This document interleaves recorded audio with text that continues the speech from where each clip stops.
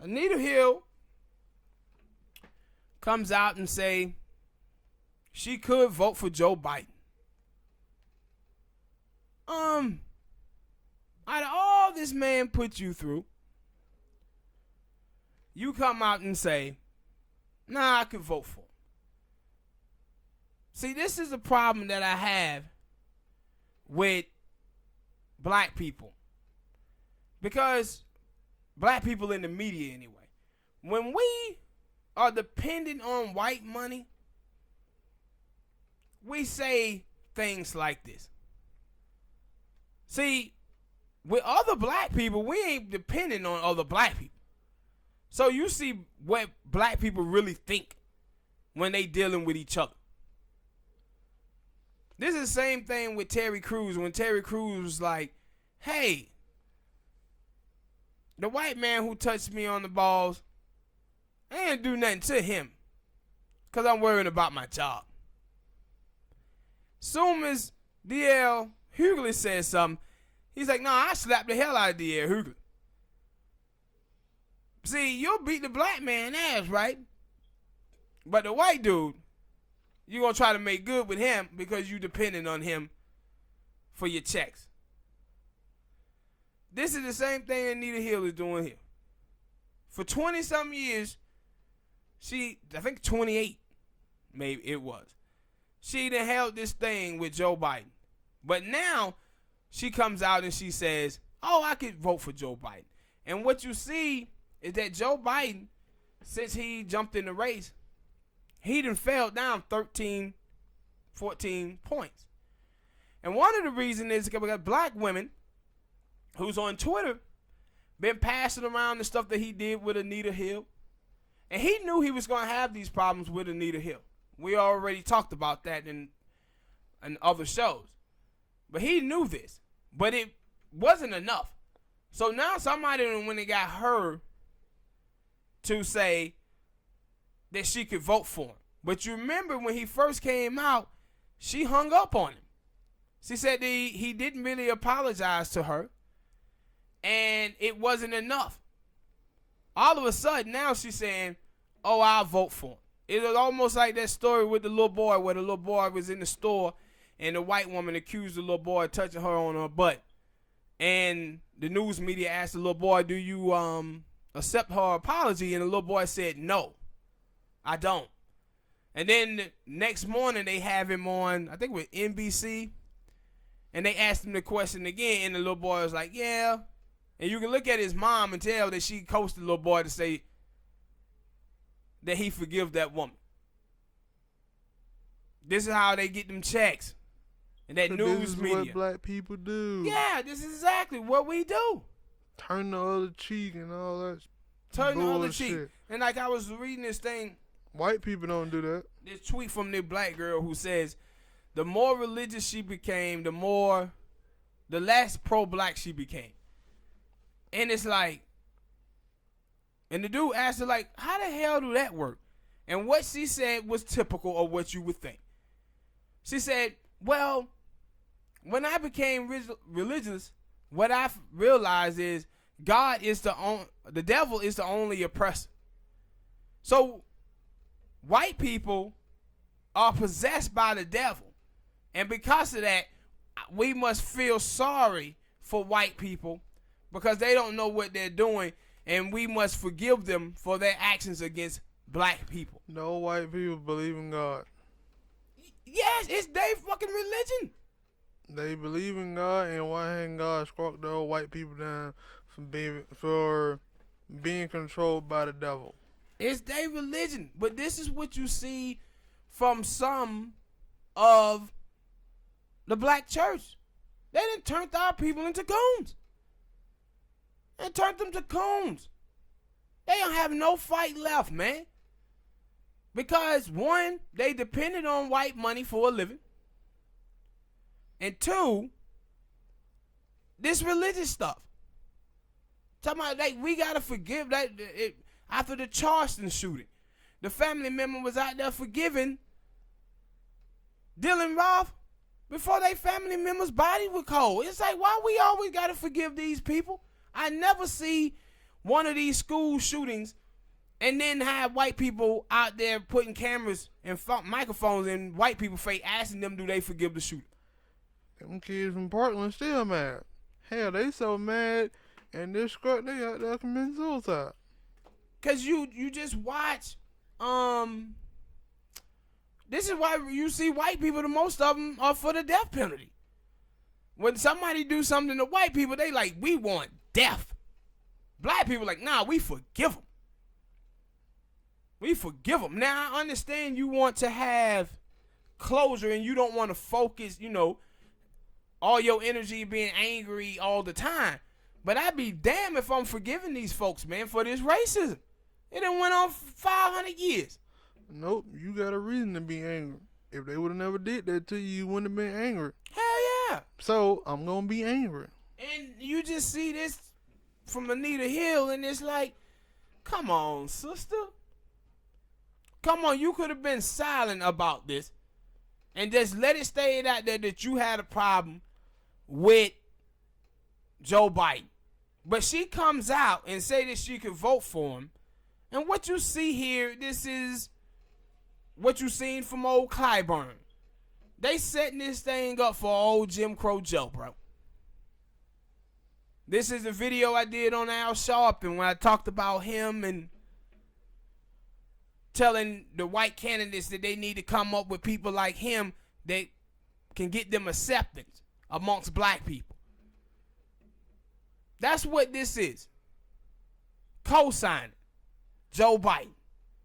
And they're like, come on, Anita Hill, with this nonsense. This ain't what we need right now. This ain't what we need. But you see this all too often from black people. And it was one of the black dudes who were calling this sister out. And another black girl said, I want you to know that I agree with your tweets so much, but I just can't. I be want to comment on your stuff so much, but I can't. And the black brother said, why? She afraid that her employer may watch her Twitter feed and see her stuff. And you watch the dude Twitter feed, he doesn't do anything but pro-black stuff. He doesn't do nothing but advocate for a black agenda and talk about, black issues and racism. She said, no. I can't say I agree with your tweets and tweet what I would like to tweet back because she afraid she gonna lose her job. If that's the case, black people, we need to stop going around here acting like we free. Where you can't express yourself or talking about the conditions of which your people are living within because you afraid you're gonna get fired from your job. Why is that? And it was similar to Michelle Obama when Michelle Obama tried to conflate Reverend Wright with being racist. Talking about he was just as bad as racist white people. No. When an abuser call out the person who abused them, it's not the same. It's not the same as an abuser dying talking the person that it beaten up. It's totally different. And everybody can't be Nick Cannon. And see, this is what you see the problem going to be with Silicon Valley. This is why I don't trust Silicon Valley having the power to tell people what they can say and what they can't say. Because what you see from white people is that some white people think black people speaking out against racism is reverse racism. So if we got people like that running YouTube, Facebook, Twitter, what they're going to be doing is taking away black voices who speak out on these topics. And that's why I said they'll sacrifice to Alex Jones. Because what they're going to fear is black people waking up and getting behind a black agenda. So they'll use this as a way to kick black people off of Twitter, off of YouTube, off of Instagram. And that's what they be doing on Twitter already. Is kicking black people off for being pro-black.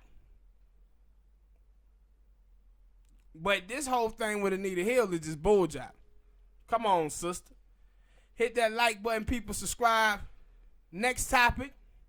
Sheila Jackson and the H.R. 40 reparation bill. Now, I never talked about this bill as much because, hell, I didn't know what was in it.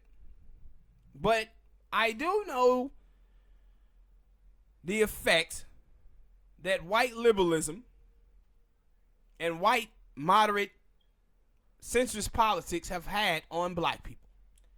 And I made a video, me and Smoke did, a while back talking about Michael Eric Dyson. And I said then, I don't want anybody who voted for Hillary Clinton in the primary in 2016 to be in the room discussing reparations. And not because Bernie Sanders was a great candidate, because I didn't vote for Bernie Sanders neither. But the reason why I don't want those people in that room is because when you choose to vote for Hillary Clinton, but in a race between her and Bernie Sanders, you showing me already that you're willing to compromise before anybody asks you to compromise. So in a race, when you talk about, is no one who could have told you that Hillary Clinton policies were better for black people than Bernie Sanders policy was. And that's why I said if you even thought about voting for Bernie Sanders, you had to acknowledge that, yo, shit, voting for Bernie Sanders as a black person is a compromise. But you just voting for Bernie. But to vote for Hillary Clinton, woo, you really compromising. You really compromising. So when you have Sheila Jackson, a lot of people in the ADOS community is upset because she's up there with John Legend. She's up there with Danny Glover. Remember a couple of weeks back they had T.I. up there, Charlemagne. And it go back to Malcolm X, man. When Malcolm X said black people are the only race of people in the United States of America who have entertainers representing them. The only ones. But she was on NSNBC and she said, oh, this HR 40 thing is not about payments. It's about disparities. You can't fix disparities without payments. See, this is that trick bag. And what they're going to try to do is say, hey, you know what? We'll do reparations, but we're going to do reparations through college. You know, black people, college should be paid for. Well, that's a problem. That's a problem. And the reason why it's a problem is because only 24% of African Americans make it to college.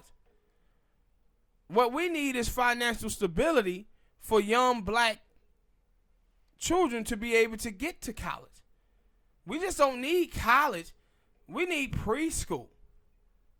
We need math camp, science camp. We need money to be able to get our children those things. That's what we've been robbed of. But to say HR 40 is about disparities and ain't about payments, look here, man. What reparation is about? It's about that $10 to $14 trillion that people they reported on and estimated that the United States government owed black people for slavery. That's what this is about. It either between 10 and 14. And I don't trust the black people that I've seen be involved to handle this situation the right way, because I see them compromise all too often. All too often.